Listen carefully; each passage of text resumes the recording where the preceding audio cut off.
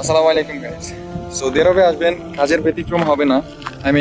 আপনি যে কাজ কন্ট্রাক্ট নিয়ে আসবেন, যে কাজ করার জন্য, সেই কাজ আপনাকে যথাযথ দিবে বা তার ব্যতিক্রম হবে না, এর সিউরিটি আপনাকে কেউ দিতে পারবে না।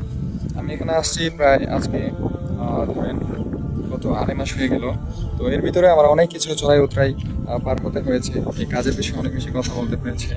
তার ভিতরে আমার যে কন্ট্রাক্ট ছিল শুধু ড্রাইভিং করা, এতটুকু আর কিছু না। বাট এখানে এসে নানা ধরনের কাজ করতে হয়। তো সেটা যাক, মেনে নিলাম। এখন আবার তার ভিতরে আরও কাজ চাপিয়ে দেওয়া হলো আমার উপরে। এখানে হচ্ছে আমার একজন বাঙালি আঙ্কেল ছিল। সো ওই আঙ্কেল এখানে কাজ করতে আমার ইয়ার হচ্ছে কিছু ছাগল ছিল, তারপরে ভেড়া ছিল, এগুলো ছোটাতো। দেন হচ্ছে খেজুরের বাগানে কাজ করতো। তো এখন উনি খেজুরের বাগানের খেজুরের যে সিজনটা ওইটা শেষ হয়ে গিয়েছে। এখন আমি ছুটিতে গিয়েছিল 3 মাসের জন্য। তো এই কাজ এখন আমাকে করতে হতেছে। আমার উপর ওই দায়িত্ব আমার শেখ দিতে যাচ্ছে বা দিয়েছে। তো আমি প্রথমে রাজি হইনি। আমি বলেছি যে আমি এই কাজ করবো না, এই কাজ তো আমার না। বলতেছে ঠিক আছে, তুমি যদি এই কাজ না করো দেশে চলে যাও। তো দেখেন এই যে একটা পরিস্থিতি, এই বিপদ এখন বাধ্য হয়ে আর কি করতে হইতেছে। যদিও এখন ছাগল বেশি না, ওই যে দেখতে পাচ্ছেন এখানে 4টা ছাগল আছে। দেখেন আমি সামনে গেলে কি হবে, দৌড়ে আসে খাবারের জন্য। এই যে দেখেন 4টা ছাগল। আল্লাহ, এখন কি ভয় পেলো নাকি আমাকে দেখে আসতেছে না? তো এদের খাবার দিতে হবে এখন। এখন হচ্ছে দুপুর দুপুর প্রায় 2:30-3টা বাজতে চললো। তো দুপুরবেলা হচ্ছে গম দেয়, গম খায়। আর সকালবেলা এটাকে আরবিতে বসিম বলে, এই যে ঘাস আর কি, শুকানো। এই যে এখানে হচ্ছে গম আছে, আর এই যে আঙ্কেল ঘাস শুকিয়ে দিয়েছে। এগুলোই ধরেন 15 দিন বা 1 মাস চলে যাবে। অল্প অল্প করে দিবে তো 4টাকে। তো এটাতে এখন আমার কি বলে, যে এখান থেকে গম আছে, গম দিতে হবে। কি একটা পরিস্থিতি বলেন! আল্লাহ তাআলা তাদেরকে হেদায়েত দান করুক। ঠিক আছে, কথা ছিল যে অন্য লোক এনে দেন হচ্ছে এখানে কাজ করাবে, কিন্তু তারা আমাকে দিয়েই কাজ করাতে চাচ্ছে আর কি। সো যাই হোক, আমি কি আর করবো, আল্লাহ তাআলা তাদের হেদায়েত করুক। এখানে রাখলাম, এখন আমার গম নিতে হবে। জীবনে এই কাজ জীবনে করতে হয় না। আজকে প্রবাসে আসছি ভাগ্য পরিবর্তন করার জন্য। হ্যাঁ, এখন আমার পুরো জীবন একেবারে চুদলিং পং বানিয়ে দিল। ঠিক আছে, যাক, এই যে এখানে নেওয়া শেষ গম। এইটা এখন নিয়ে হচ্ছে ছাগলকে দিব। ওরা খাবার দেখলে ভাই এমন দৌড় দেয়। ওই যে দেখেন বেচারা গেটের সামনে এসে দাঁড়ায় আছে। হে আল্লাহ, প্রথম দিনেই মিস্টেক, প্রথম দিনেই ভুল হয়ে গেছে। ওইটা তালা দেওয়া থাকে, আমি চাবি আনতেই ভুলে গিয়েছি। আল্লাহ আল্লাহ আল্লাহ, সুবহানাল্লাহ। যাক, যে কোনো পরিস্থিতিতে ইমানদার যারা, তারা হচ্ছে যে ধৈর্য নিয়ে থাকে। ধৈর্যের পরীক্ষা আল্লাহ তাআলা নিয়েছে। এখানে আসার পর যেসব প্রবলেমগুলো হয়েছে, অনেক বিষয় আমার মন খারাপ। তো ওই যে দেখেন দেখেন দেখেন কি অবস্থা, খাবার দেখছে না? এই যে খাবার সবগুলো এসে গেটে দাঁড়ায় আছে। যেটা বলতেছিলাম, অনেক বিষয় মন খারাপ।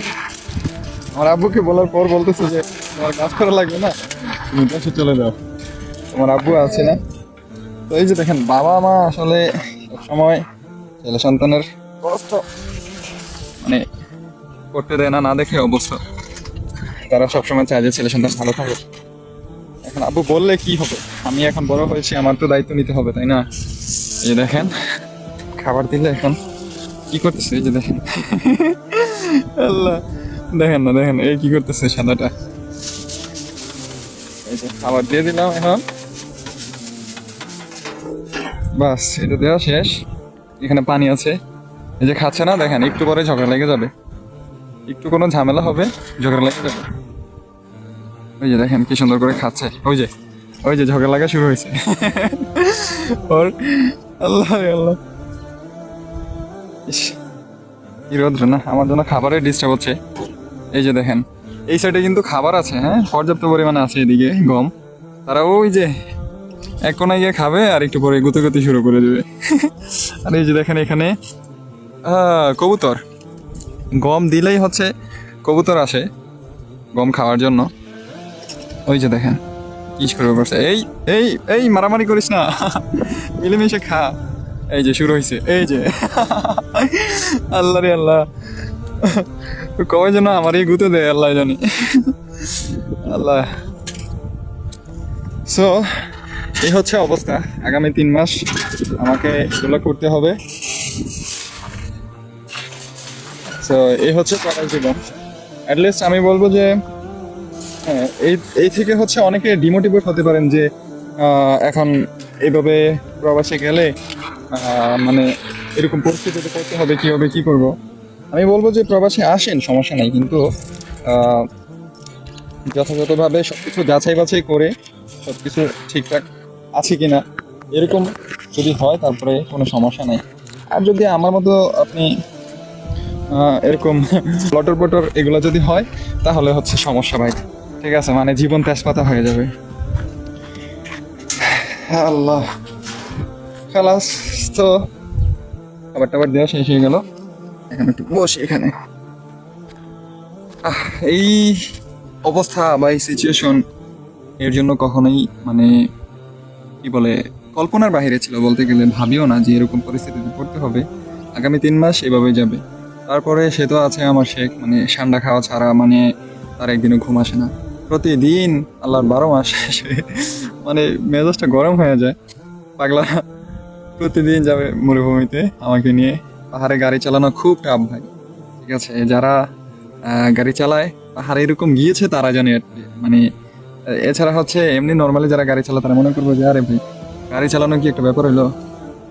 ওই যে ঘুম থেকে উঠছে, গান গাইতেছে, গান গেয়ে রোজও করবে, নামাজ পড়তে যাবে মেবি, টাইম দেখতেছে ওটা বাজে। বাবা, সুবহান খায়ের, সুবহান নূর। হ্যাঁ এসো আপনি সাই আর এই আল্লাহ।